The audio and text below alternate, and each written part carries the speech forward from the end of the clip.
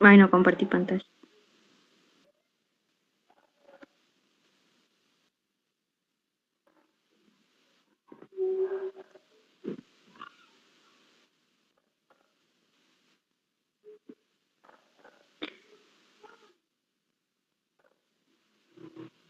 ¿Ven bien ahí? ¿Ya ven la pantalla? Sí, Flor.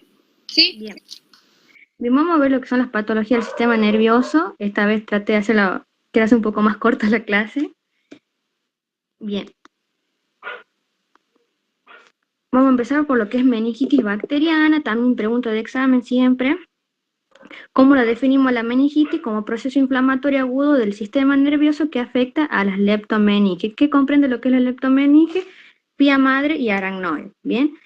El 80% ocurre en la infancia, en niños menores de 10 años. Actualmente hoy ha disminuido la incidencia. ¿Y por qué? Por el hecho de que se han empleado las vacunas y antibióticos con buena llegada al sistema nervioso. Por ejemplo, ¿qué vacunas tenemos nosotros para prevenir gérmenes que me hacen meningitis? Neumococo, Bien, ajá. La antineumocóxica, otra más. meningococo, Sí. Y falta una también, que es el HIP. ¿Cuál es la vacuna para el HIP? Para la hemofilioinfluencia B. ¿Qué vacuna es? Quíntuple. La quíntuple, también la cuádruple. Bien. Hay que hacer la sospecha histológica, ¿por qué? Porque hay que hacer un inicio precoz de la terapia antibiótico empírico, y cuando hablamos de empírico nos vamos a orientar en base a la edad del niño y cuáles son los gérmenes más frecuentes para la edad, como venimos haciendo, por ejemplo, para hito, como para neumonía. Generalmente, si ustedes, bueno, también en los gérmenes más frecuentes van a ver que casi siempre va a estar el E. coli en los recién nacidos. En realidad no es casi siempre, siempre está el E. coli. Bien, bueno, acá dice, bueno, también debemos considerar lo que es la edad del niño, enfermedades de base que el niño pueda padecer y el estado inmune. Bien, y acá están los gérmenes más frecuentes según la edad. Todo esto es pregunta de examen. A ver, déjeme que borre eso.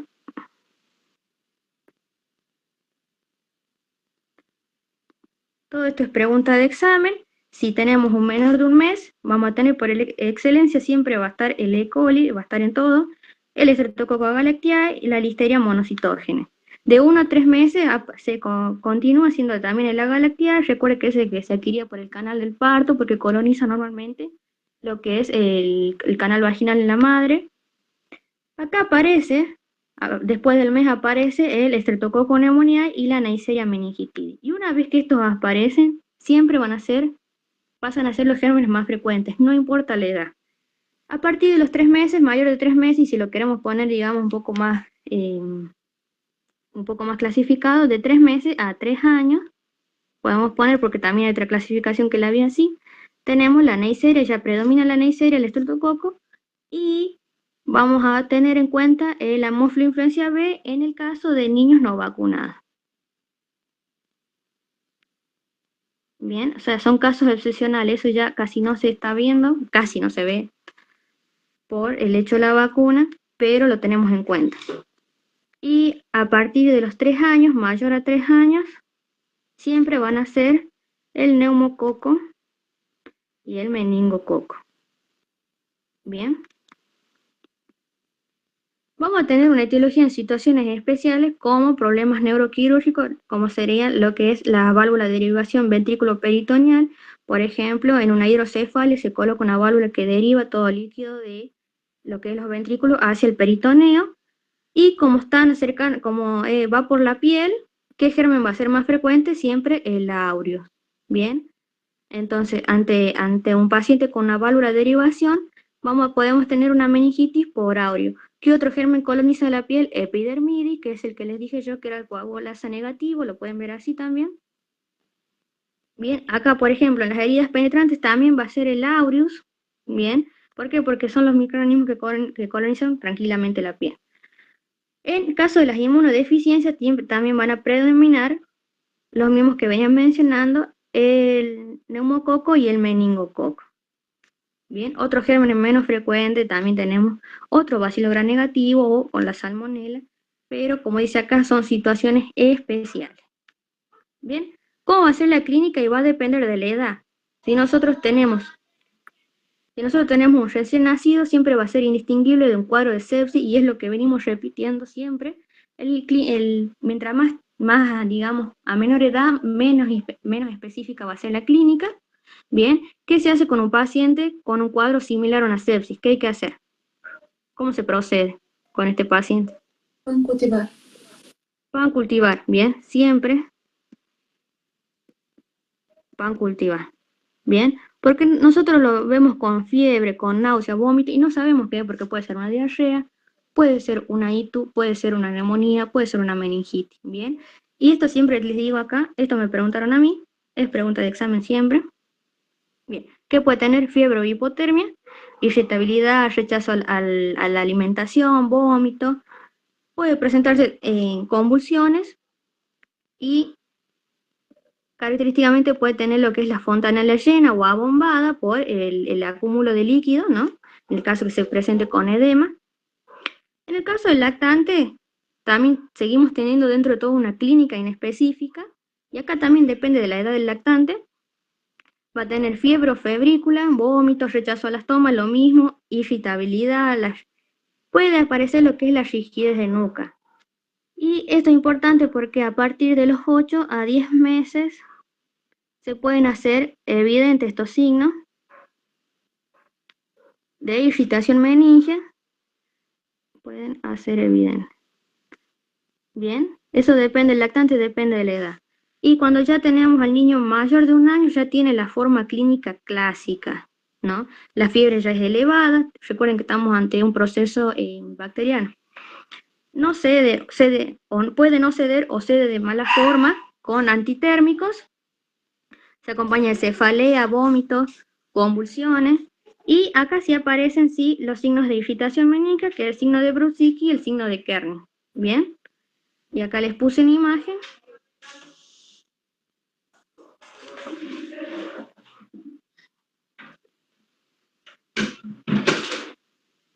Acá les puse una imagen que sería el signo de Kerney, perdón, que sería el dolor en la espalda, al elevar el miembro, o el signo de Brusicki cuando yo intento, digamos, flexionar la cabeza sobre el tórax, se flexionan las piernas.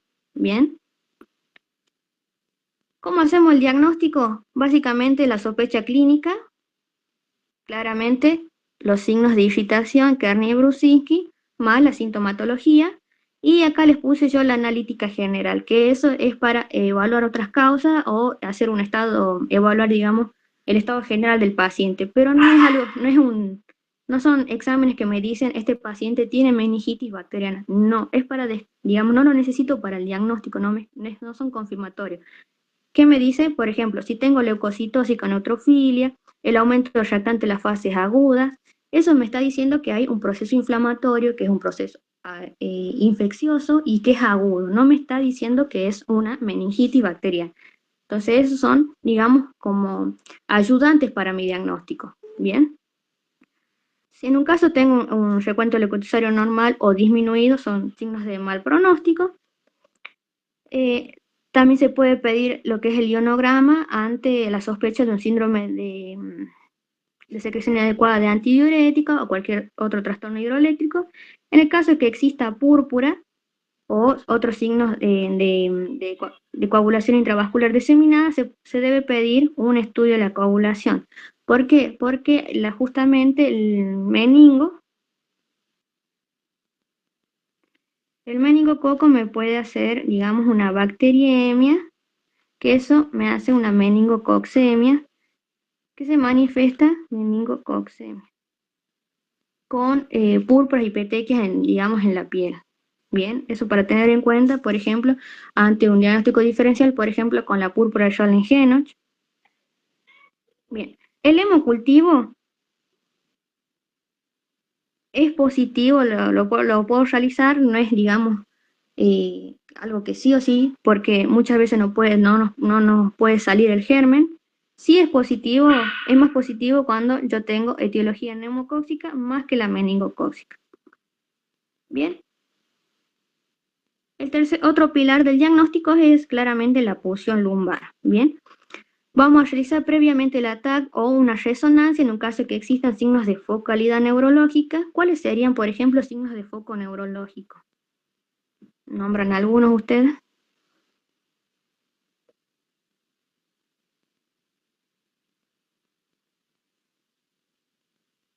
Fotofobia puede ser, ¿no? Sí. ¿Qué más? Cefalea, Ujú. vómito en Náusea, chorro, vómito, marea, ajá, edema de papila, mareo. Bien. También signos de hipertensión intracraneal o endocraneal, que es lo mismo. Ese ahí sería el vómito en chorro, el edema de papila, la cefalea. Bien, o en un caso que el paciente esté inmunodeprimido. Bien, en ese caso voy a realizar la que es la TAC o la resonancia. Bien, cuando yo hago la punción, se puede observar la presión de salida del líquido y puedo ver, digamos, en primera instancia, si tengo un aspecto, digamos, turbio del líquido que me puede, ahí me puedo empezar a orientar por una etiología bacteriana o claramente purulento también. Si es un líquido claro, me voy a tirar, digamos, por lo que es la etiología viral, por ejemplo. ¿Cuál es el sitio de punción? En el espacio subaracnoideo, que es por donde circula el líquido cefalorraquídeo, a nivel de la tercera o cuarta vértebra lumbar.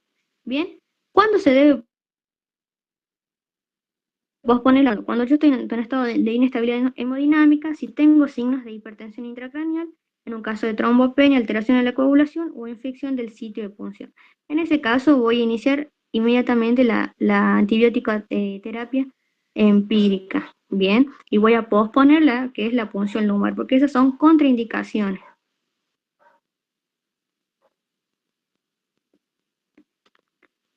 A ver, bien.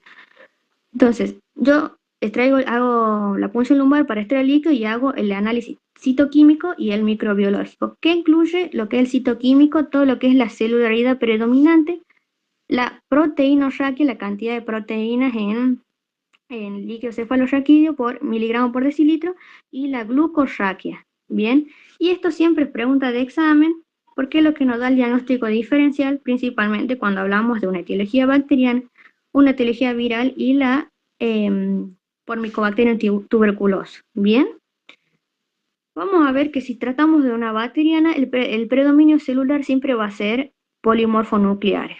Bien. Cuando hablamos de víricos, puede ser inicialmente polimorfonucleares y luego hablamos de monocitos, que por ejemplo podría ser el predominio de linfocitos. Lo mismo para la tuberculosis. Bien. Esto es importante. Cuando hablamos de etiología bacteriana, hay un exceso de proteínas del líquido cefalorraquídeo y hay consumo de glucosa, por lo tanto las proteínas van a estar elevadas y la glucosa va a estar disminuida. Bien, esto para diferenciar, cuando hablamos de viral puede estar normal o elevado y generalmente la glucosa está normal. Y cuando hablamos de Mycobacterium, está elevada la proteinurraquia y está el triple, o sea, 3 veces más del valor normal, y la glucosa está disminuida, pero no tanto como en el caso de la bacteriana. Para el análisis microbiológico, puedo hacer fácilmente lo que es la tinción de Gram, porque dentro de todo no requiere, digamos, tanta espera para el resultado, que yo tengo orientación diagnóstica de acuerdo al tipo de germen. Si yo veo cocos gram negativos, gram positivos, que recuerden que los gram positivos se van a ver de color morado, porque son los que van a captar, digamos, el colorante. ¿Qué voy a sospechar? Neumococo y Agalactiae. En el caso de los cocos gram negativos, voy a sospechar meningococo, y recuerden que estos van a ser de color rosadito, por el hecho de que las propiedades de la pared no captan el colorante y se quedan de color rosadito. Y los bacilos gram negativos voy a sospechar HIP, y acá falta otro bacilo gram negativo muy conocido. ¿Cuál sería? E. coli. E. coli, justamente. Bien. Siguiendo con el análisis microbiológico, también incluye el cultivo del líquido cefalorraquídeo, que me da el diagnóstico definitivo porque es el que me va a hacer crecer, digamos, la colonia bacteriana específica. Es positivo en el 70 al 85% de los casos y es más frecuente que sea positivo para la de origen neumocóxica que las meningocóxicas. Lo mismo que el hemocultivo. Otros exámenes que puedo hacer que no se hacen porque o sea, lo más básico sería con el, digamos, el análisis, no me sale el nombre, citoquímico. Yo ya tengo orientado mi diagnóstico, puedo iniciar una terapia empírica, ¿no? Puede ser lo que es la agrutación en látex o PCR, pero dentro de todo generalmente no se hacen. Me quedo con los exámenes que ya hice. Bueno, esto le decía la diferencia que quería mostrarles. Acá serían los bacilos gram negativos, por ejemplo, gram positivos, que son los que se van a hacer de color moradito, y los gram negativos son los que no van a teñir con el colorante y se van a quedar de color rosado. Bien, ¿cuál va a ser la actitud ante un cuadro de meningitis? Inicialmente, como medidas generales, tenemos el tratamiento antibiótico debe ser precoz, luego de la recogida del cultivo, porque eso me va a alterar los resultados. Voy a hacer un control constante de lo que es signos vitales, también de lo que es diuresis, el nivel de conciencia y signos de foco neurológicos. Para disminuir la hipertensión endocrinal voy a usar lo que es, analgesia, elevar lo que es la cabecera de la cama, agentes hiperosmolares como el suero salino hipertónico, evitar la restricción de líquido y el otro paso es determinar si cumple algún criterio de este paciente para ingreso en la unidad de cuidados intensivos pediátricas. ¿Cuáles son estos criterios? Tenemos, en un caso en un estado de shock, la púrpura o datos clínicos de coagulación intravascular, y acá también la púrpura por meningococcemia.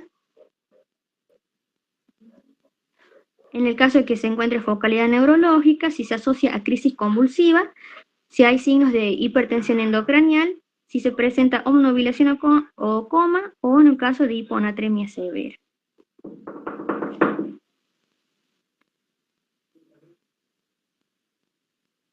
Pasamos a lo que es el tratamiento. Si se hace de forma empírica, como les decía, de acuerdo a la edad, y si ustedes ven, siempre en el menor de un mes, como los agentes, digamos, siempre vienen siendo los mismos, siempre vamos a colocar la ampicilina. Bien, entonces si ustedes se acuerdan, ¿cuál era el tratamiento para un niño menor de un mes en una neumonía? Ampigenta. Ampigenta. Para la ITU alta, Ampigenta también. bien, entonces yo voy repitiendo generalmente lo que es la ampicilina. ¿Qué pasa acá con la genta? ¿Por qué no la incluyo? Porque la genta no tiene llegada al sistema nervioso, no tiene, digamos, un buen pasaje a la barrera hematoencefálica. Por lo tanto, acá voy a eliminar mi genta de lo que yo vengo normalmente poniendo ampigenta para todo, y incluyo la cefotaxima, que yo les dije, este es el preferido de los neonatólogos. Bien, de 1 a 3 meses, esto también es pregunta de examen. De 1 a 3 meses puedo continuar con lo que es ampicilina magenta o puedo asociarlo a vancomicina. Bien. Mayor de 3 meses, si tiene alto riesgo de neumococo, cefotaxi o ceftriaxona. Recuerden que también la ceftriaxona es muy usado. Si es de bajo riesgo, me quedo con la cefotaxi o ceftriaxona. No lo asocio a vancomicina si no es un neumococo de alto riesgo. Bien. En el caso de patología neuroquirúrgica voy a asociar la vancomicina, y en el caso de un paciente inmunodeprimido también lo que es vancomicina, y me estoy olvidando del cefepime o meropenem en el caso de que yo en una patología que tenga, por ejemplo, asociado a gérmenes como pseudomonas. Bien. ¿Cuáles van a ser las dosis? Y por ahí, acá depende de dónde lo lean, por ahí eso varía mucho, porque nosotros por ahí lo podemos ver que la ampicilina se da de 100 a 200, de 100 a 300, de 200 a 400. Y esto es pregunta también para los chicos más de la PFO. Para los chicos de quinto le van a preguntar, digamos, el esquema, no les van a preguntar dosis, pero los chicos de los PFO sí saben que le van a preguntar dosis. Lo importante que no es que tenemos que fraccionar acá las dosis como son los jarabes, directamente son, como son dosis endovenosas, no requieren la fracción. Bien, tenemos la ampicilina de 200 a 300 miligramos por kilo día, ¿no? Y la cefotaxi de 200 a 300 miligramos, o sea, yo uso la misma dosis. Por ejemplo, digo, ampi más cefotaxi, las dos 300 miligramos, porque yo voy a preferir generalmente la dosis alta, por eso me preguntó Danon, por ejemplo, ¿qué dosis le pones? 200 o 300. Entonces yo le dije que 300. Siempre prefieren las dosis altas para procesos como las neumonías, como las otitis, como las ITU altas. Bien. Y esto es fácil porque uno dice, usan la misma dosis y se la da cada el mismo tiempo. Bien. La ceftriaxona es la misma dosis de 100 miligramos kilo día. En el caso del cefepime tenemos de 150. La ceftazidina también está como opción. El meropen, la rifampicina, si se acuerdan, era 20 miligramos kilo día. Y la vancomicina, 60 miligramos kilo día cada 6 horas. Bien. ¿Cuál va a ser la duración del tratamiento? Y va a depender del germen aislado. En un caso de neumococo duramos de 10 a 14 días. Y esto recuerden, no es que yo lo voy a tener los 14 días con la medicación endovenosa. Yo voy a valorar a este paciente cómo va evolucionando para pasar a vía oral. Bien, luego 72, por eso a veces puede variar entre 24, 48 o 72 horas de mejoría de este paciente. Yo puedo pasar a la vía oral. Bien, no es que lo voy a tener todos los 14 días con la vía endovenosa. En el caso del meningococo son de 5 a 7 días, el hemófilo hasta 10 días y el agalactea o listeria hasta de 14 a 21 días. Bien, este es el tratamiento antibiótico ya específico para los tipos de germen aislados. Si hablamos de especie de estreptococo, también lo podemos asociar lo que son todo lo que es cefalosporina. Recuerden que nosotros siempre decíamos para estreptococo preferíamos las penicilinas, pero en este caso necesito, digamos, un antibiótico mejor porque estoy tratando una enfermedad, digamos, más grave. Bien. En el caso de la Neisseria me responde bien a penicilina. La Haemophilus, ampicilina también está bien con ampicilina o con ceftriaxona. Entonces ustedes ahí se dan cuenta que el tratamiento que yo doy de forma empírica cubre generalmente estos gérmenes que son los más frecuentes. En un caso que yo tenga un estafilococos meticilinos resistentes, ¿no? Saben que por excelencia le damos esto es para cualquier otra enfermedad, siempre que yo tengo un estafilococos meticilinos resistente, se prefiere lo que es la vancomicina o rifampicina en algunos casos, y en este caso lo voy a asociar a los dos. Pero por ejemplo, una neumonía lo puedo dar únicamente, basta con la vancomicina o con la rifampicina. Bien.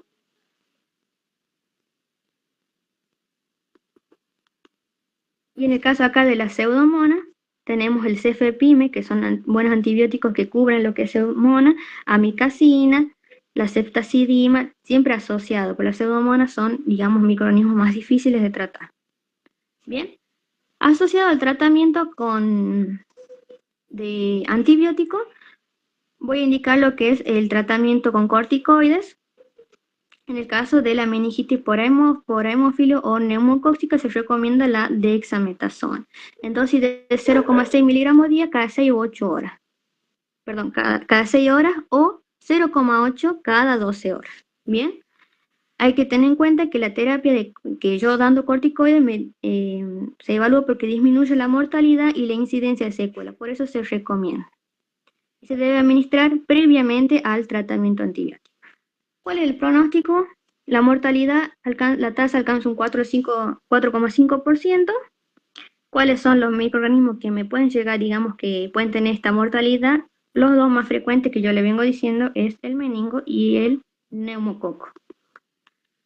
¿Cuáles son las complicaciones? Lo que es la sepsis, shock o una coagulación, secreción inadecuada de hormona antidiurética, convulsiones o parálisis, fiebre persistente o recurrente. Bien. Pasamos a lo que es la meningitis viral, y acá hay que aclarar que la causa más frecuente de la meningitis siempre van a ser de etiología viral. Bien. tenemos los gérmenes más frecuentes, tenemos los enterovirus o los herpes virus. Si hablamos de incidencia en verano, hablamos de enterovirus y en el caso de invierno y primavera, del virus de la parotiditis. ¿Cuáles van a ser las manifestaciones clínicas de una de una meningitis viral? El paciente llega con letargia, fiebre y cefalea intensa. Y acá, nosotros que no vimos en la bacteriana, no tenía fotofobia, ¿bien? Entonces, para tenerlo en cuenta, la fotofobia y los vómitos. Los vómitos sí, pero en el caso de la bacteriana no habíamos tenido fotofobia, ¿bien? El paciente está alerta y orientado y no aparece severamente comprometido. ¿Cómo hago el diagnóstico de la meningitis viral? De la misma forma que yo venía haciendo todo el criterio diagnóstico, el algoritmo es de la misma forma para una meningitis bacteriana. El análisis bioquímico y el microbiológico, eso ya, más la sospecha clínica, ya tengo el diagnóstico.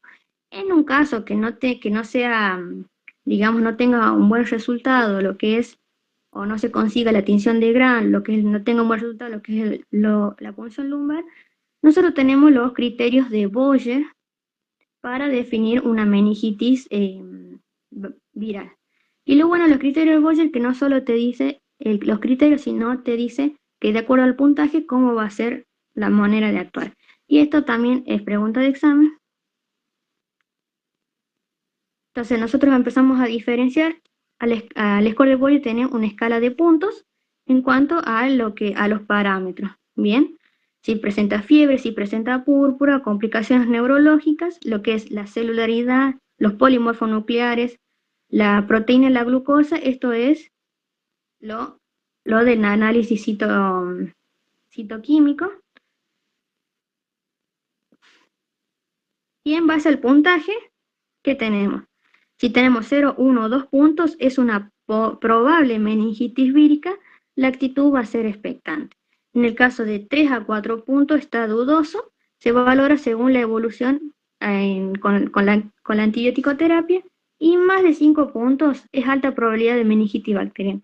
Entonces, a menor puntaje, más probabilidad de que sea una meningitis viral. Y acá tengo todos estos otros agentes etiológicos que me pueden hacer un líquido cefalorraquídeo claro, como para tener en cuenta. Bueno, claramente pusimos lo que es los enterovirus, herpes, tuberculosis, parotiditis, brucela, leptospira, treponema. Son gérmenes que me pueden hacer un líquido cefalorraquídeo claro y confundirme con una etiología viral, por ejemplo, lo que es treponema. Bien. ¿Cuál va a ser el tratamiento? Analgesia, antipirético. ¿Y cuál preferiríamos acá? Por ejemplo, la dipirona. ¿Se acuerdan la dosis de la dipirona? 10 miligramos kilo dosis. 10 miligramos kilo dosis, bien. ¿Cómo hago el cálculo yo? ¿Cuánto es por kilo en centímetros cúbicos? Si la dosis de forma simplificada es kilo dividido en 5. ¿Cuánto es en centímetros cúbicos? ¿Se acuerdan? 2. 0,2. En realidad yo lo digo como 0,20 porque pongo que mi centímetro cúbico, por ejemplo, es mi 100% y ahí empiezo a fraccionar. Por ejemplo, yo pongo así 0,20 centímetros cúbicos por kilo. Bien. ¿Cada cuánto la dipirona? ¿Cada 12 horas se da la dipirona?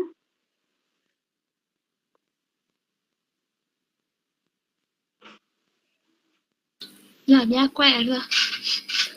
Puta madre. Cada 6, chicos. Bien. En el caso de yo tenga un virus herpes, el tratamiento va a ser con aciclovir en 60 miligramos kilo día cada 8 horas por 21 días. Y en el caso de gérmenes resistentes al aciclovir, voy a usar el Foscarnet. Esta dosis no creo que las pidan. Sí, por ejemplo, a un compañero sí le han preguntado cómo trataba la meningitis viral. Bien, por herpes.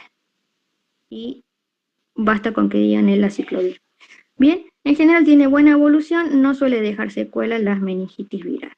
Bien, pasamos a otro tema, lo que es meningitis tuberculosa, como para que tengan en cuenta el diagnóstico diferencial. Yo acá no lo puse, pero para que lo tengan en cuenta, el diagnóstico diferencial y el tratamiento, que es el tratamiento antituberculoso, que ya se conoce. Bien. ¿Tienen alguna duda? Meningitis. Así pasamos a cefalea.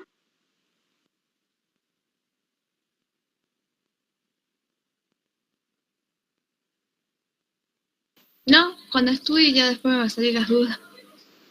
Bueno, Flor, una consulta, ¿también vemos convulsiones? sí, Genial. sí. No viste el apunte, ¿no es cierto? No, Ya me di cuenta. como siempre yo, buena alumna aplicada. Bien. Pasando a cefalea, y este tema lo doy porque este tema lo han preguntado en los recuperatorios, lo que son las causas, más que todo les van a preguntar, no les van a preguntar la fisiopatología, ni migraña, ni nada de eso, pero usted no se imagina la frecuencia de consulta de los niños por cefalea. Y una cefalea es un libro abierto, o puede ser un millón de cosas, ¿bien? Así como a los niños les duele la panza por todo, bueno, les duele la cabeza por todo. Bien, eso para que lo tengan en cuenta. ¿Cómo definimos hacer la cefalea? Como dolor o malestar referido a la cabeza, originado en las estructuras craneales, o sea, dentro del cráneo, o bien irradiado hacia las mismas. Bien. Ante un paciente con cefalea hay que diferenciar si se está tratando de una patología benigna o de un proceso neurológico. O sea, es un motivo de consulta frecuente y hay que agarrarlo con pinza a este paciente. Bien, y saber si está asociado a una patología, si por ejemplo le duele la cabeza porque tiene diarrea o le duele la cabeza porque tiene un proceso neurológico, eso hay que saber diferenciar. Bien, ¿cómo hago el diagnóstico de la cefalea? Clínico. No voy a dar tantas vueltas. Los exámenes complementarios, en la mayor caso son innecesarios. Si tengo, digamos, criterios neurológicos para pedir, ahí sí voy a pedir, pero en general el diagnóstico es clínico. ¿Y cómo las tratamos? Con analgésicos. Bien, paracetamol o ibuprofeno, con eso estamos. En el caso de las migrañas, ¿no? El niño con migraña, que sería a partir de la adolescencia y que predominan las mujeres, ya debe hacer tratamiento profiláctico. Yo se los puse ahí, pero eso no le van a preguntar, eso como para que tengan la idea. Bien, esto sí les van a preguntar cuáles son las causas de cefalea. En el caso de una cefalea aguda, tenemos las causas frecuentes y las causas poco frecuentes. ¿Qué es lo más frecuente? Cualquier infección sistémica asociada a fiebre. Sinusopatía, recuerden que la cefalea de la sinusitis son ¿dónde duele? ¿En qué parte duele? En una sinusitis. En la glabela. Ajá, siempre en la parte donde estén los senos paranasales. ¿Bien?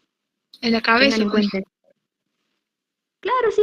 En los senos frontales, en el seno donde se encuentra justamente el seno maxilar, que serían las mejillas, digamos en la parte baja del arco orbitario, pueden asociarse también como un dolor retroocular. Bien. Otra causa, las meningitis por excelencia, un síndrome postraumático, en un caso de un niño que ha tenido un TEC, si es una primera crisis de migraña o puede ser secundaria a punción lumbar. Causa rara, encefalitis. Bien. Hemorragia, hematoma, glaucoma. Cefaleas agudas recurrentes, frecuentes por migraña y causas raras, por ejemplo, la hidrocefalia, feocromocitoma. No hace falta que las sepan todas como para que tengan 3 de cada grupo, estamos. Y de causa crónica ya tenemos los abusos analgésicos en un caso de un tumor cerebral, absceso cerebral, pseudotumor, estado migrañoso, por ejemplo, o cefalia tensional. Bien. ¿Cuáles son los fármacos que se emplean? Y acá están todos los fármacos, más allá de que ustedes no les vayan a decir, por ejemplo, el sumatripán como primera opción. No, nos manejemos dentro de lo que más sabemos. Paracetamol e ibuprofeno. Acá dice 15, pero nosotros nos manejamos con la dosis de 10. Porque siempre manejamos 10 para qué? Para paracetamol, ibuprofeno y dipirona. Bien, y nos manejamos con los mismos horarios. Cada 6 horas. Hoy, borré el 8, era 6, creo borrar. Bien. Todos estos tratamientos, lo que es el metimazol, la metoclopramida, esos son tratamientos que debe dar un neurólogo, no lo puedo dar yo. Y pasamos al último tema, que es epilepsia o crisis convulsiva. Bien, ¿qué pasa con las crisis convulsivas? Son la urgencia neurológica más frecuente en pediatría. Bien, son el cuadro neurológico que se presenta en forma de urgencia más frecuente. Bien, en ocasiones se puede presentar lo que es un estatus convulsivo, que cuando la crisis se prolonga, digamos, en un periodo de más de 30 minutos, donde no hay recuperación, y este paciente está grave. Bien, hay que inducir un coma farmacológico. Ya vamos a ver bien. Bien. ¿Cómo se define lo que es la crisis epiléptica o convulsiva? Como una descarga sincrónica, es decir, que todas se descargan al mismo tiempo, excesiva, de un grupo neuronal, ¿no? Que dependiendo su localización, o sea, en qué hemisferio está, en qué área del cerebro se encuentra, va a ser los síntomas. Puede ser motores, sensitivos, autonómicos, de carácter psíquico, con o sin pérdida de la conciencia. Y nosotros con esto lo vamos a empezar a clasificar. Bien, yo ahí en el apunte les puse la clasificación vieja, que es la saqué de la Sociedad Española. Hoy actualmente, la clasificación vieja es la que nosotros dentro de todos nos vamos a manejar. ¿Por qué? Porque es de forma didáctica para entenderle a las crisis. Pero actualmente salió esta clasificación, es la clasificación actual. Creo que hay una realmente del 2018, pero no la encontré, así que les puse esta del 2017, que hoy se van a, digamos, clasificar con estos tipos, de origen focal, generalizado o desconocido. Bien. No hace falta que la sepan, pero tengan en cuenta que existe una nueva clasificación y que la que nosotros conocemos ya no se usa, es una clasificación vieja, pero yo se las pongo acá porque me parece más didáctico. Bien. Según los criterios clínicos, y esto es lo que es la clasificación de la que estoy hablando, y de encefalograma, vamos a tener crisis parciales o focales y crisis generalizadas. Bien, cuando hablamos de las crisis parciales son aquellas que originan en un conjunto de neuronas localizadas en una parte del hemisferio. Bien, no afecta a ambos hemisferios, es solo hemisferio y una zona del hemisferio. Bien, y eso, por ejemplo, son las crisis que presentamos, por ejemplo, en un miembro. No abarcan todo, no me afectan todo el cuerpo. Tengo un video ahí que les voy a compartir en el grupo. Estas a su vez se van a clasificar en simples o típicas. ¿Cuáles son las simples? Las que no tienen alteración de la conciencia. Es decir, el paciente está convulsionando y sabe que está convulsionando, sabe que está teniendo una crisis. No se cae el paciente, no se cae al piso, no. Y es el movimiento, por ejemplo, el temblor en un miembro, en un brazo, por ejemplo. Esas serían las crisis simples atípicas. Se acompaña de síntomas motores, sensitivos, sensoriales y autonómicos. Un signo específico es, el signo focal me va a indicar, digamos, qué área del cerebro está afectada. Bien, déjenme que borre esto. Y ahí tenemos todo este cuadro grande y feo, que dependiendo del área que esté afectada va a ser la sintomatología. Y, por ejemplo, si es lo que es el lóbulo frontal, te voy a tener contracción tónica del brazo. Si es el área, por ejemplo, el lóbulo occipital, vamos a tener alteraciones visuales y son crisis esas convulsivas, son simples, ¿bien?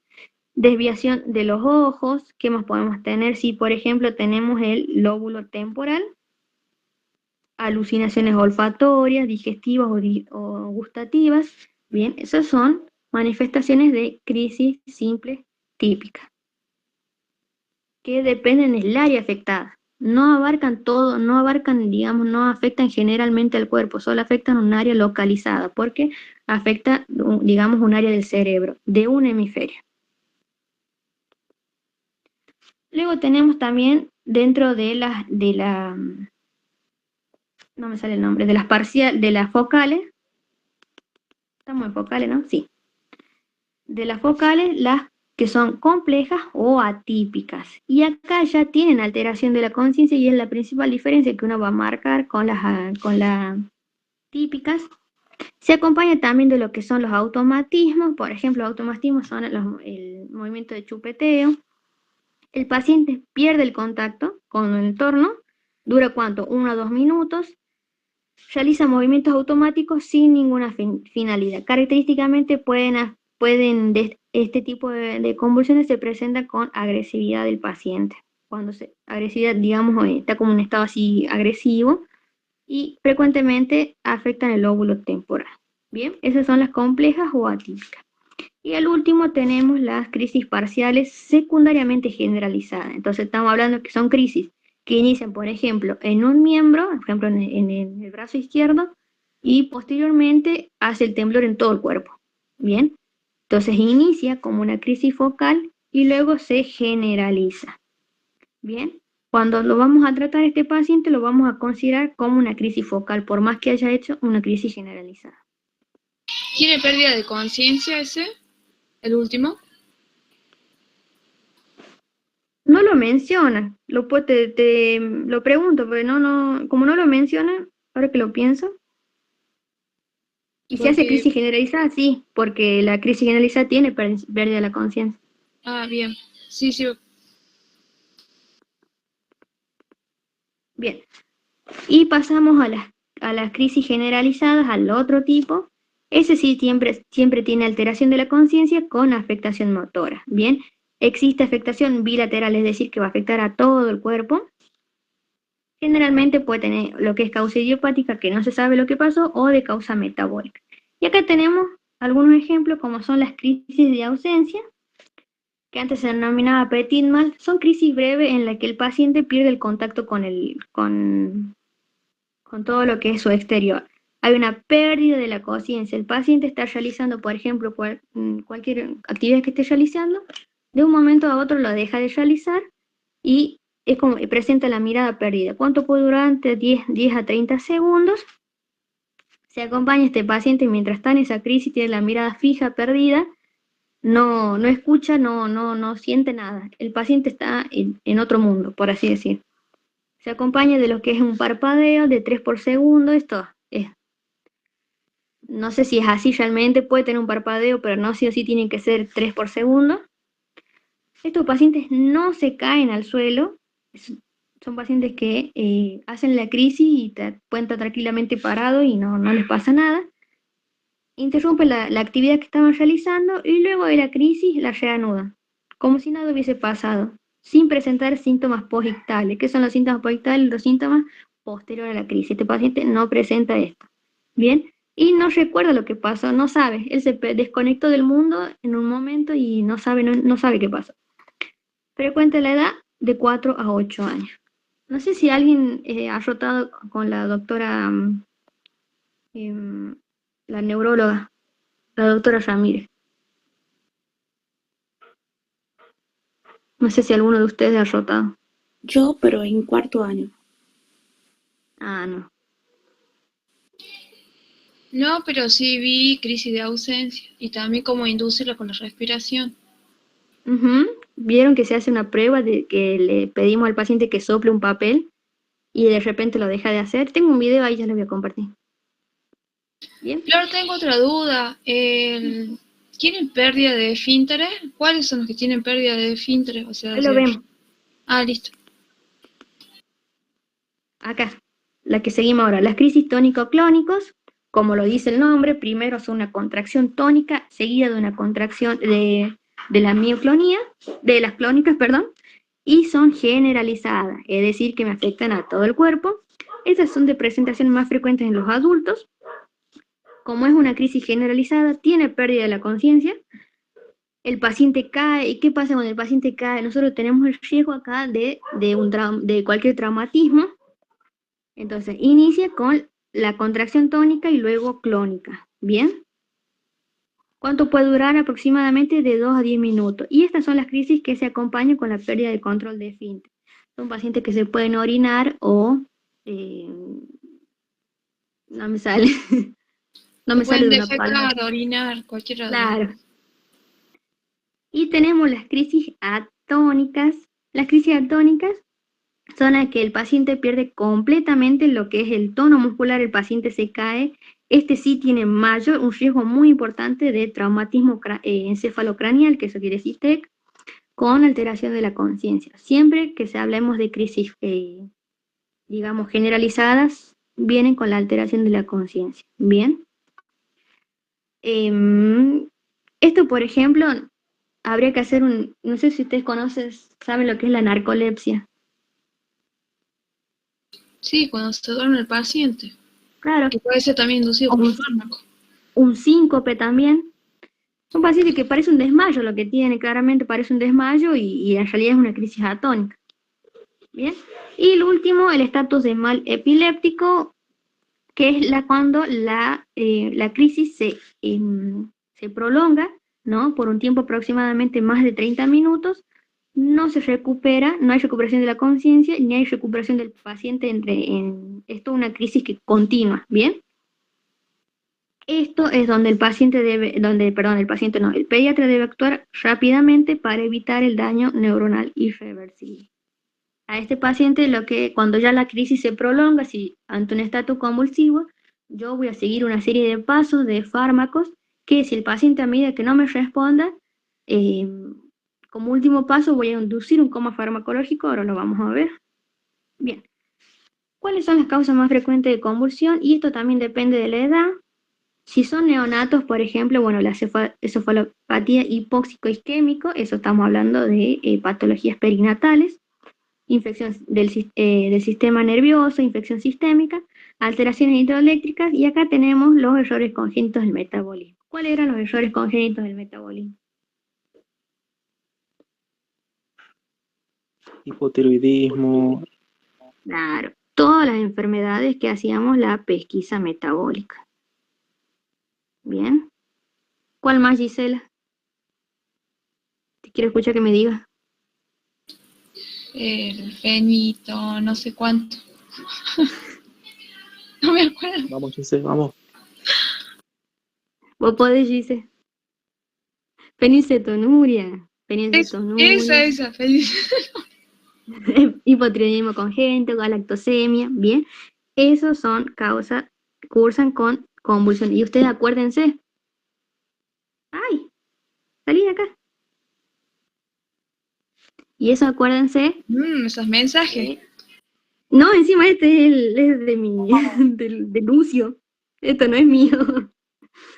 Sí. Bien, ¿dónde quedé? Bien, en cambio del lactante de niño ya tenemos las convulsiones febriles, que también hay que ver y hacer el diagnóstico diferencial entre una convulsión febril simple o compleja. Infecciones del sistema nervioso, alteraciones hidroeléctricas van a entrar siempre como causa de convulsiones. Y en los casos de adolescentes, la causa más frecuente es la supresión o niveles sanguíneos bajos de anticonvulsivantes. ¿Y esto qué pasa?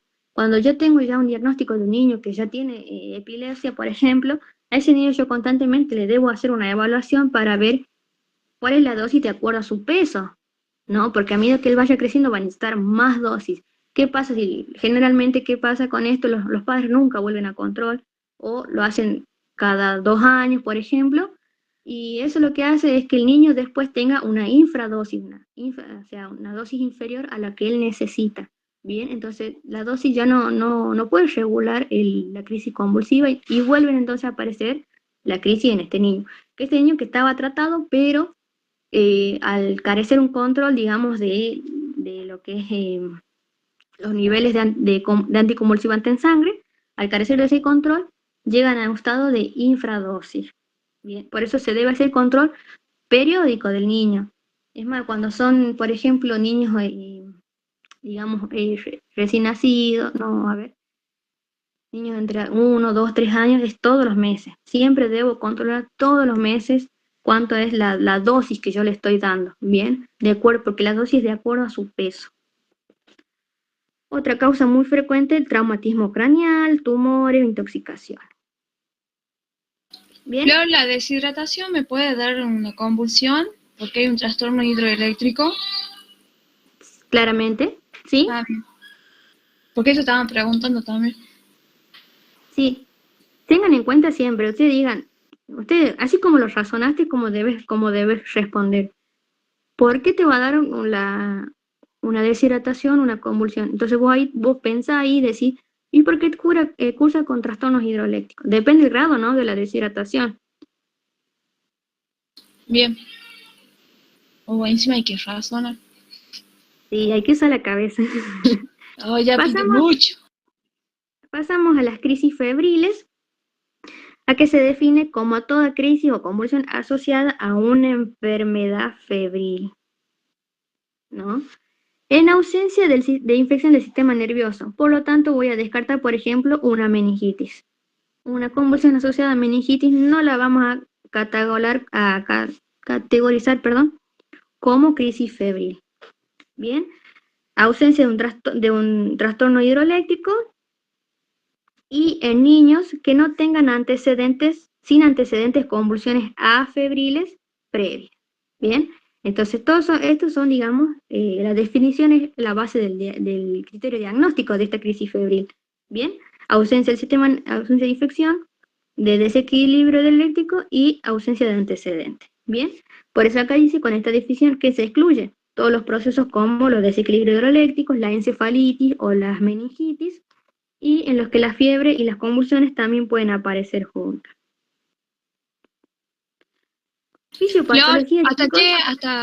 ¿hasta qué edad son las crisis epilépticas febriles? ¿Hasta los 5 o hasta los 8? Ahí lo vamos a ver. Ah. Bien. Chicos, y acá yo quiero abrir un paréntesis porque he buscado bibliografía y no he encontrado una respuesta de una pregunta que me hicieron a mí. A mí me preguntaron en el final de pediatría, justamente Danón me dijo, ¿cuál es la fisiopatogenia de la crisis febril? No sé si a alguno de ustedes les dijo. No. ¿Quién te preguntó, Flor? ¿Cuál es aquí se la describo.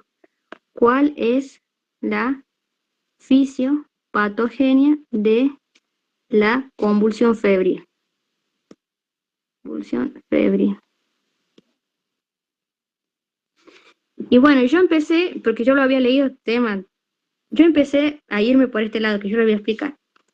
Dice que la fisiopatología exacta no se conoce, pero se tiene en cuenta la asociación de varios factores como el aumento de la circulación de toxinas, en el caso de que haya toxinas pirógenas o producto digamos, de cualquier germen que me genere, por ejemplo, una reacción autoinmune, y acá les voy a poner toxinas pirógenas, que me inducen la fiebre, y esa fiebre después me induce todo lo que es el estatus convulsivo. Bien. La invasión viral o bacteriana del sistema nervioso, pero no que sea un proceso, digamos, por ejemplo, la infección, una invasión viral, por ejemplo, o bacteriana, por ejemplo, de un foco infeccioso en una neumonía. Recuerden que no tiene que ser infección del sistema nervioso.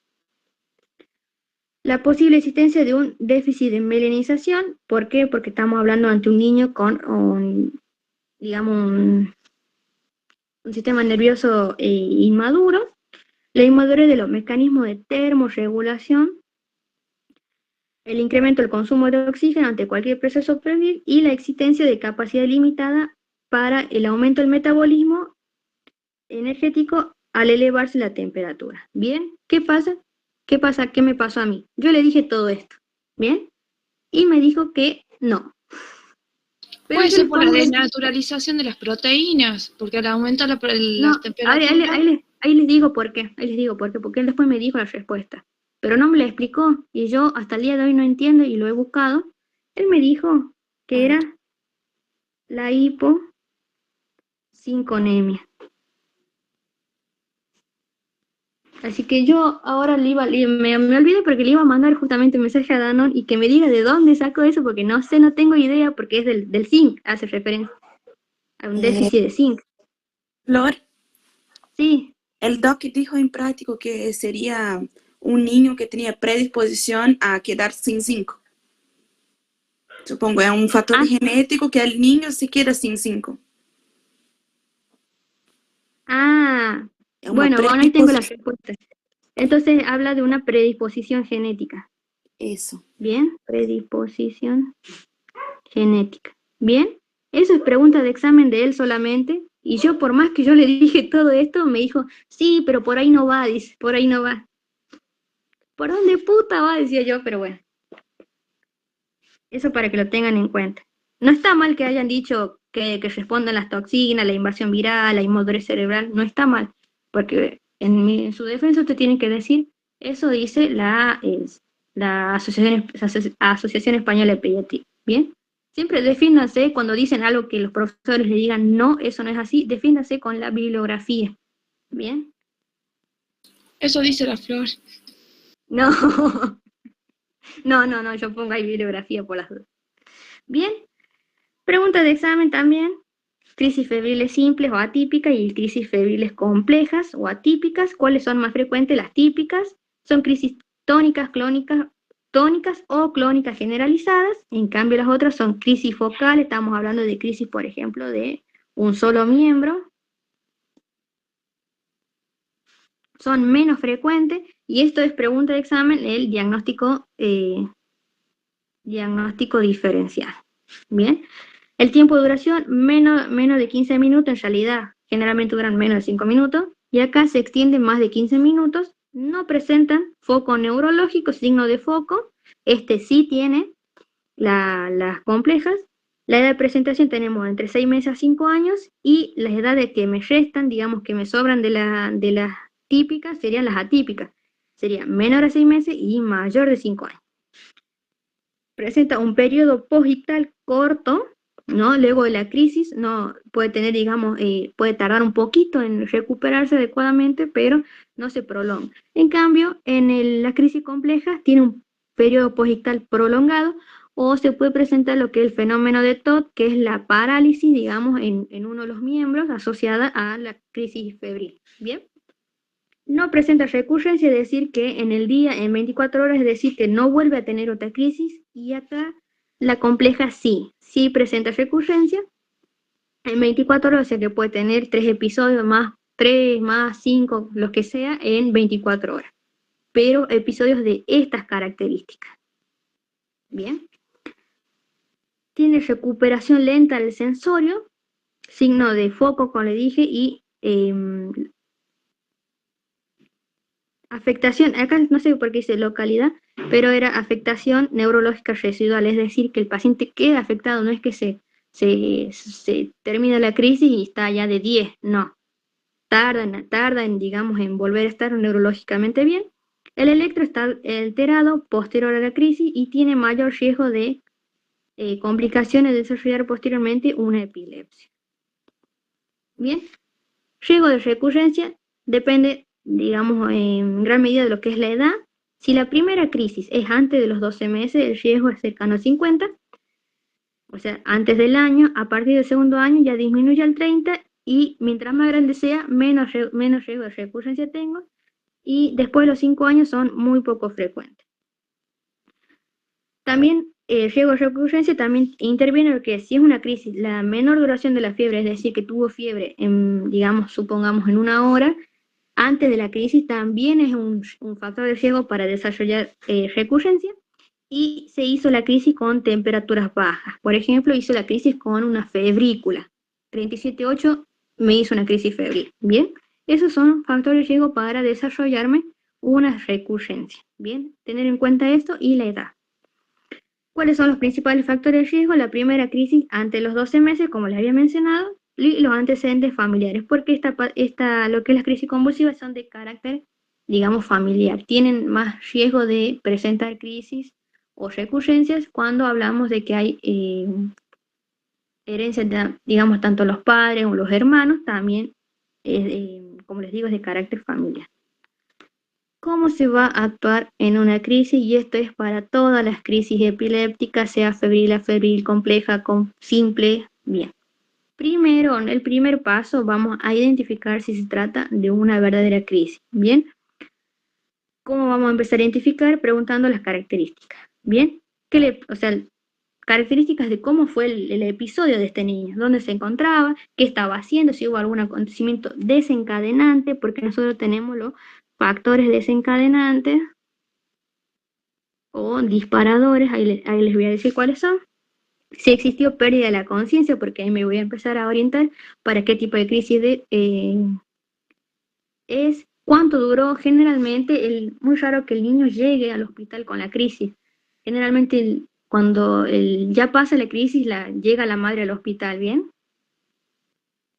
Pero en la gran mayoría de los casos, cuando el paciente ya llega, el paciente ya tuvo la crisis.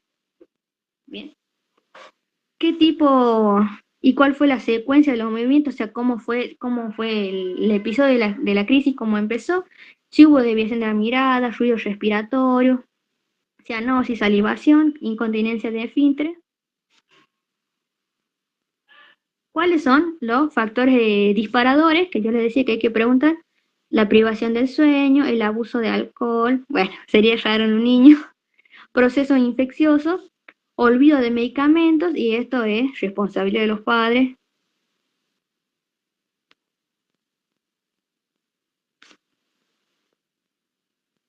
Y en el alcohol también, que la madre sea alcohólica y le pase por lactancia materna. Sí, también puede ser que el niño lo beba y se intoxique. Ahora que lo pienso, sí. Cambios en la medicación. Recuerden eso, cuando uno hace un control, siempre cuando quiere, digamos, aumentar la dosis del anticonvulsivante, puede presentarme una crisis. ¿Por qué? Por las alteraciones que se generan a nivel de la concentración plasmática. Bien. Diagnóstico diferencial con estos fenómenos paroxísticos no epilépticos. Y acá yo les pongo en la infancia, tenemos los espasmos del sollozo, las crisis vertiginosas, los tics o movimientos repetitivos. Tenemos también en adolescente y adulto joven la narcolepsia, que es lo que le comentaba, los síncopes, jaquecas, crisis de inconsciencia psicógena o movimientos anormales paroxísticos. Todo esto son los que yo me voy a plantear para mi diagnóstico diferencial. Bien, ¿cómo se va a actuar ante una crisis? Primero vamos a hacer todo lo que es la estabilización del paciente y siempre lo que es el ABC. ¿Bien? Para mantener la vía aérea, siempre mantener la vía aérea permeable, se coloca el paciente en decúbito lateral. Y eso me preguntaron a mí, escuchen chicos, también en el final. ¿Qué pasa? ¿El paciente se traga la lengua? ¿Sí o no? No. No. Es un mito. Es un mito eso. Y eso me lo preguntaron a mí, así que, bueno, yo le dije que no, obviamente. Pero eso para que lo tengan en cuenta. Se coloca al paciente en decúbito lateral, y esto es para que no se en el caso que no tenga, digamos, salivación, no se ahogue o se broncoaspire. Esa es la respuesta, no se broncoaspire con su propia saliva. Bien, por eso se lo ponen en decúbito lateral. Acá les pongo para que no se broncoaspire. Bien, aspira la secreción y poner una cánula orofaríngea. Como ahora pasamos al B, que es la ventilación, administrar oxígeno a 100% con mascarilla, valorar lo que es el color, los movimientos del tórax para ver si está respirando, la frecuencia respiratoria, auscultación pulmonar y saturación de oxígeno. La C, que es de circulación, canalizar, colocar una vía endovenosa y colocar lo que es el suero glucosado. Se va a hacer un examen de glucemia con tiras reactivas para medir la glucemia, un hemoglucotest, más la analítica general, ¿no? Para saber si estoy en un proceso meningio, por ejemplo. En el caso de que el niño presente hipoglucemia, se va a administrar el suero glucosado al 25%, 2 miligramos por kilo endovenoso. Bien. Para la terapia anticonvulsivante, no les puse el título acá. Terapia anticonvulsivante. Tenemos en el minuto 5 de la crisis, en el caso de que la crisis esté en ese momento, ¿no? Porque como les digo, generalmente no llega el paciente con la crisis, llega en un periodo posictal. Si en el minuto 0 a 5, del minuto 0 a 5 vamos a colocar el diazepam, ¿bien? Y esto preguntan con dosis y con vía y por cuánto tiempo. Siempre pregunta de examen esto, dosis, vía y con tiempo. Bien, ¿cuánto es la dosis? 0,3 miligramos por kilo endovenoso, o por vía rectal, porque esto es endovenoso, por vía rectal es 0,5 miligramos por kilo. Bien, ¿cuál es la otra opción? Si no tenemos mida, dudo que no haya mida, pero... Uy, se me fue. El lorazepam. Bien, lorazepam es de 0,05 a 0,1 miligramos por kilo endovenoso, y el lorazepam también viene por vía sublingual. Bien, eso me preguntó Danón. también. ¿Que por qué vías podés ponerlo aparte de la endovenosa? Y yo le mandé pato y le pegué, pero bueno, no sabía que venía para vía sublingual. O el midazolam para vía intramuscular, en el caso de que el paciente no se lo ha podido canalizar, ¿no? 0,2 intramuscular. Para los niños menores de 18 meses tenemos la piridoxina, 150 a 200 miligramos por kilo endovenoso. Si estamos entre el minuto 5 a 10, vamos a repetir la dosis de la benzodiazepina que usamos previamente. Si usamos diazepam, repetimos diazepam. Si usamos midazolam, seguimos con midazolam. Al minuto 10 a 15 ya asociamos la fenitoína. La fenitoína con la dosis, así como la deben decirla porque la piden, 15 a 20 miligramos por kilo endovenoso en 10 a 20 minutos. Bien. Otra opción es la hidantoína. Para el minuto 20 se va a repetir de nuevo la dosis. Los pasos estos son si el paciente no me cede con la crisis. Pero si el paciente cede con la crisis, no voy a seguir continuando dándole medicación. ¿Bien? Para el minuto 20, vuelvo a repetir la dosis de la benzodiazepina más dexametasona. Y al minuto 30 ya estamos dentro de un estado epiléptico. Voy a dar lo que es la fenitoína en dosis de 10, en dosis un poco más baja, o fenobarbital. Bien, a partir de ese tiempo ya se considera un estadio epiléptico, eso es lo que yo le decía, que se prolonga por tanto tiempo. ¿Qué se hace en este paciente? Debe ser ingresado a la unidad de terapia intensiva pediátrica, colocar intubación para asistencia respiratoria mecánica. Previamente inducimos un coma farmacológico con barbitúrico, el tiopental o el pentobarbital. Cuando la crisis no se revierte, hay que descartar causas subyacentes, por ejemplo, lesiones estructurales, un traumatismo, infección del sistema nervioso, metabolopatía o intoxicación. ¿Bien? Entonces, Flor, siempre están. Sí.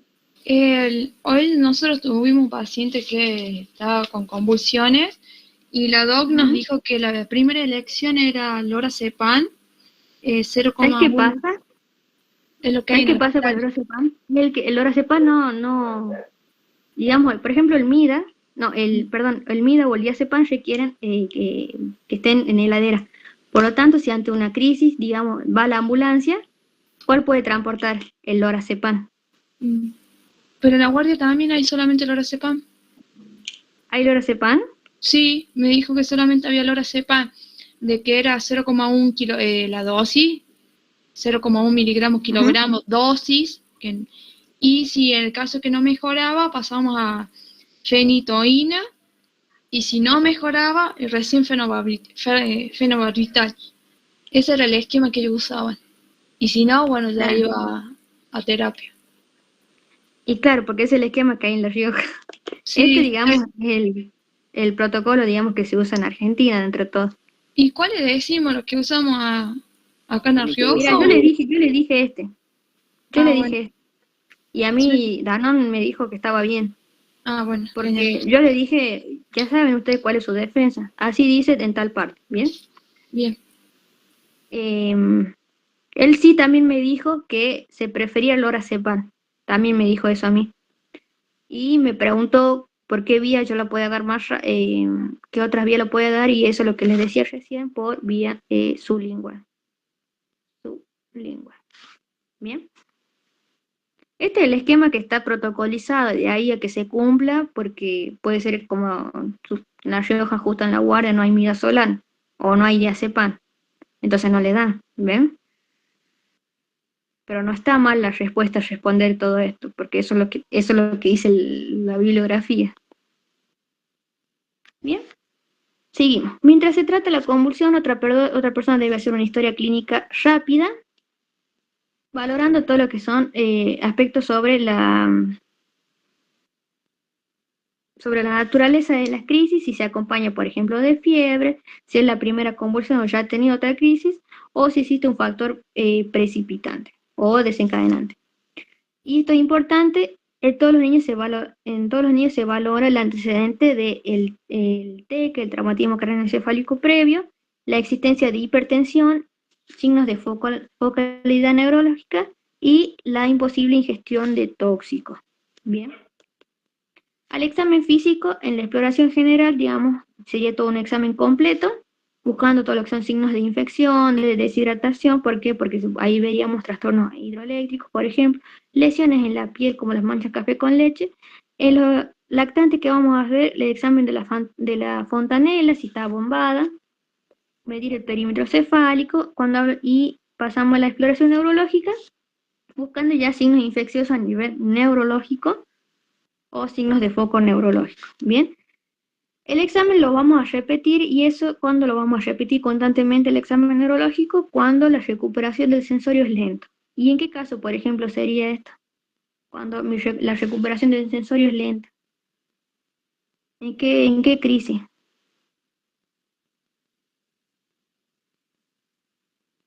La generalidad. Sí, yo esperaba que me digan la crisis febril compleja. Bueno, Hay que tener en cuenta, la medicación anticonvulsiva puede alterar la valoración de los signos meningios o nivel de la conciencia. Y para terminar, las pruebas complementarias van a depender de la etiología que sospechemos, el estudio metabólico, digamos, si sospechamos alguna alteración metabólica, que vamos a pedir glucemia, urea, pH, gases, todo lo que es ionograma. La punción lumbar se hace a todos los niños menos de 12 meses que tienen una convulsión asociada a fiebre, y en el caso que haya signos de meningitis. La TAC y la resonancia en aquellos niños que tienen signos de hipertensión endocranial, signos de foco neurológico, y recuerden siempre si hay una historia de traumatismo. Los niveles sanguíneos de anticonvulsivantes, y acá es punto y aparte porque yo le puse acá determinación de tóxicos en sangre, y ustedes ahí pónganle una barrita al apunte. Determinación de los tóxicos en sangre en caso de que se sospeche intoxicación. Y el electroencefalograma no es que se hace una prueba de rutina a todos los niños, sí está indicado cuando es la primera convulsión afebril, siempre. Bien, en las crisis febriles atípicas o en niños epilépticos. Esas son las indicaciones. Bien, ¿tienen alguna duda?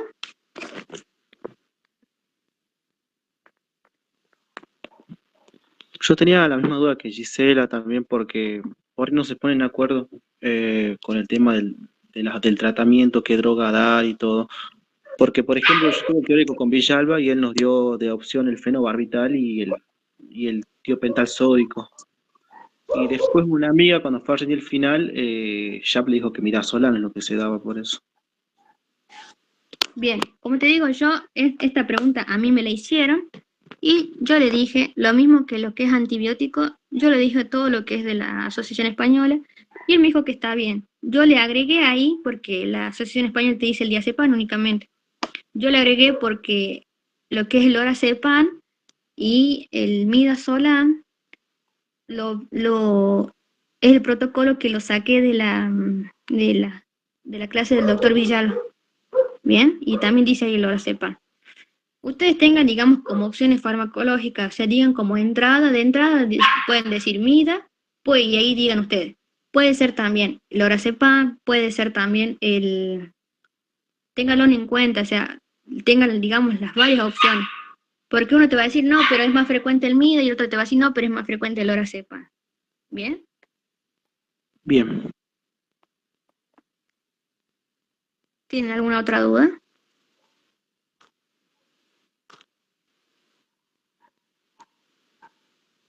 ¿no querés rendir por mí? No, no, pediatría, me encanta igual pediatría. Una materia muy linda, no sé por qué a nadie le gusta pediatría. Horrible. No, es re linda pediatría. Le tengo un cagazo. No, sí, tranqui, sí. No vale que aprueben, ¿no? Por favor. Bueno, chicos, si no hay nada más, chicos, nos despedimos. Ah, los vemos el jueves recién. ¿Bien? El jueves a la noche. Bueno, profe. Y quiero tratar de que veamos lo que es cirugía y onco. Y el viernes voy a hacer lo posible para que veamos todo lo que es traumato y vacuna. Y ahí terminamos. El viernes no, si tenemos clínica. A las 10 podemos tener, porque yo el sábado ya me pusieron muchas guardias. El sábado, perdón, el viernes a la noche, bien a la noche, o sea, 10 horas. ¿O a qué hora tienen clínica? Supuestamente, no sé, el que son de mi comisión, grupo 2, nos rendimos clínica, pero hay teórico de clínica, pero no sabemos si rendimos clínica y también lo pasan para el sábado. Ah, bueno, entonces no rendimos, pero el teórico lo tenemos.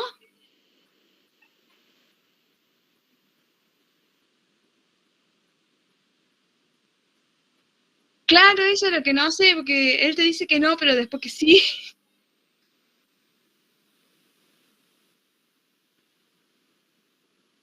Sí, no, es esto primero. Bueno, igual me confirman en el grupo, ¿saben? Pero el viernes, el jueves sí o sí necesito que tengamos a las 8:30, 9. Bueno, Bueno, nos estamos viendo, chicos. nos vemos. Nos vemos, Flor. Flor, chao chicos. Chao.